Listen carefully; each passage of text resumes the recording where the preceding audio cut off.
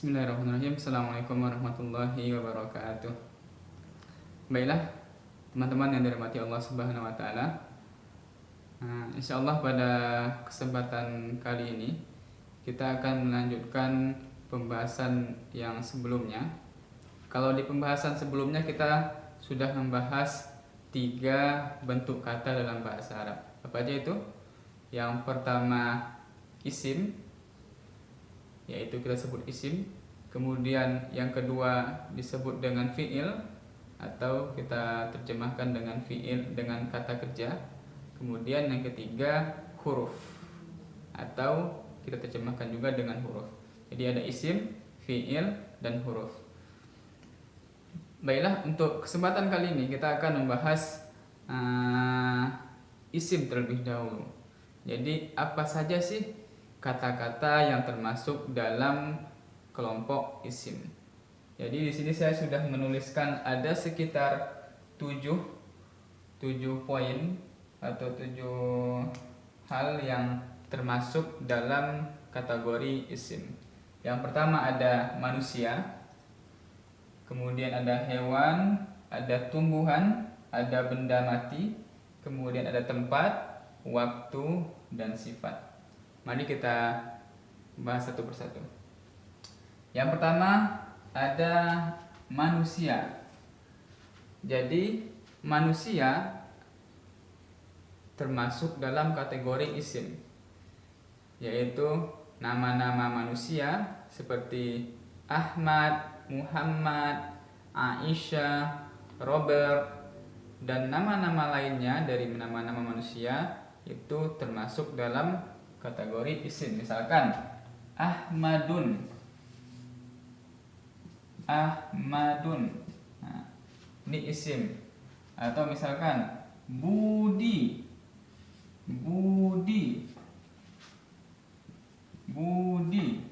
isim. Atau dalam bahasa Inggris misalkan Robert, ini isim. Tidak hanya nama-nama manusia, tapi juga apa yang terkait dengan manusia, atau dalam arti lain anggota tubuh manusia. Misalkan tangan. Apa dalam bahasa Arabnya tangan? Yadun termasuk isim, tangan. Atau mata, ainun, isim. Atau telinga. Apa telinga? Udhunun. Atau hidung. Apa bahasa Arabnya hidung? Anfun, dan lain sebagainya.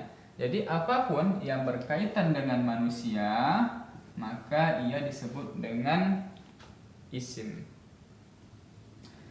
Yang kedua yaitu hewan. Jadi nama-nama hewan dan apapun yang berkaitan dengan hewan atau anggota tubuh hewan, maka itu disebut dengan isim. Contoh,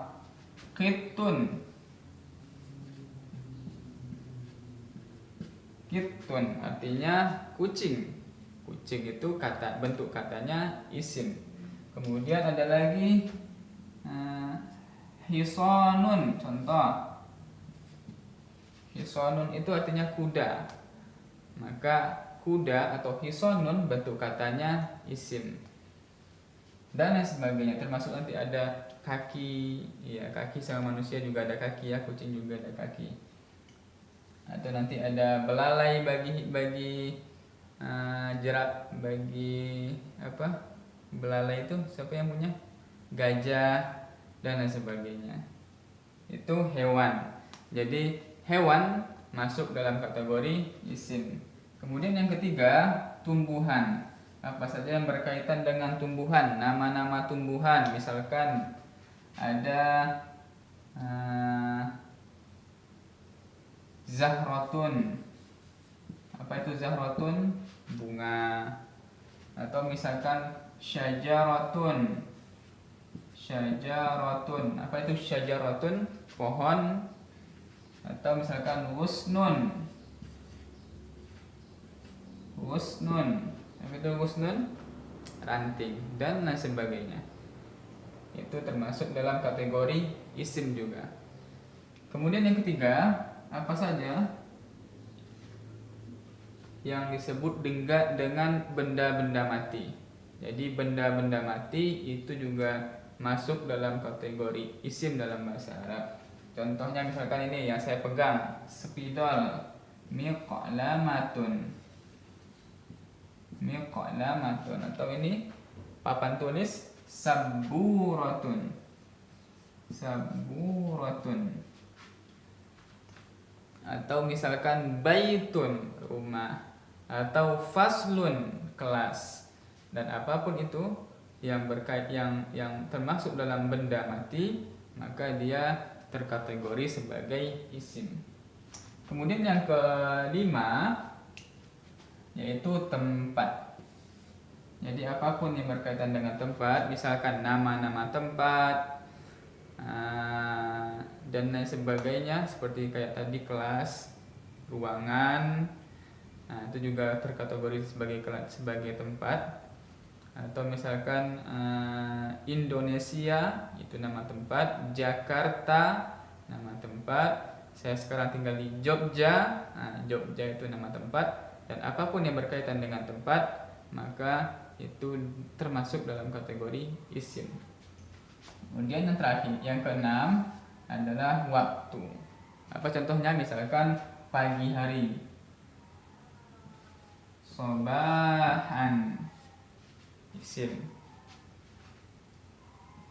Atau lailan, lailan, ini isim. Waktu pagi, siang, sore, malam, waktu fajar, waktu duha, itu terkategori sebagai isim. Kemudian yang terakhir, sifat. Jadi apapun itu sifat, maka ia terkategori sebagai isim. Misalkan panjang, tawilun.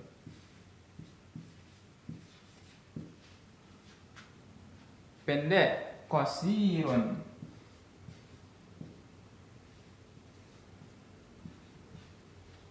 Atau misalkan indah, cantik, bahasa Arabnya jamilun.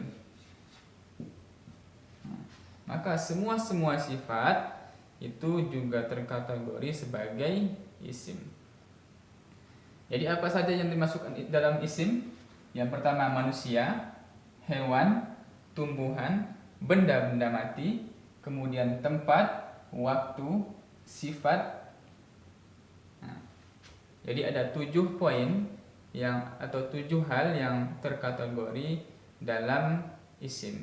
Jadi ketika antum menemukan apapun itu yang berkaitan dengan 7 poin ini, maka itu masuk dalam kategori isim.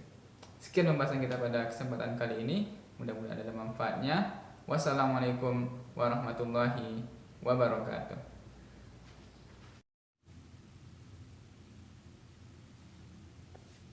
Baiklah, kita akan melanjutkan pembacaan kitab dari Matan Al-Ajurumiyah.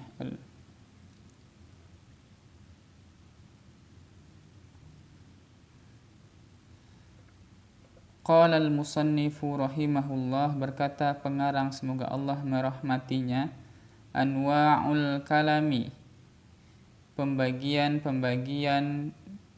kata.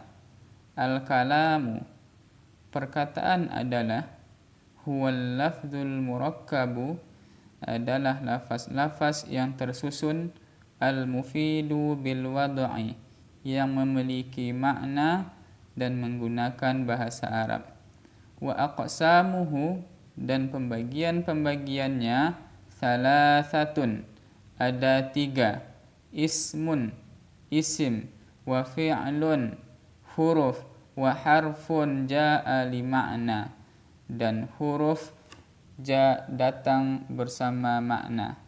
Fal ismu, maka adapun isim, yu'rafu bil khafdi wat tanwini wa dukhulil alifi wal lami, diketahui dengan khafat, tanwin, masuknya alif lam atasnya, wa hurufil khafdi, dan huruf khafat, wa hiya, min, wa ila, wa an, wa ala, wa fi, wa rubba, wa kaf wa lam wa huruful qasami.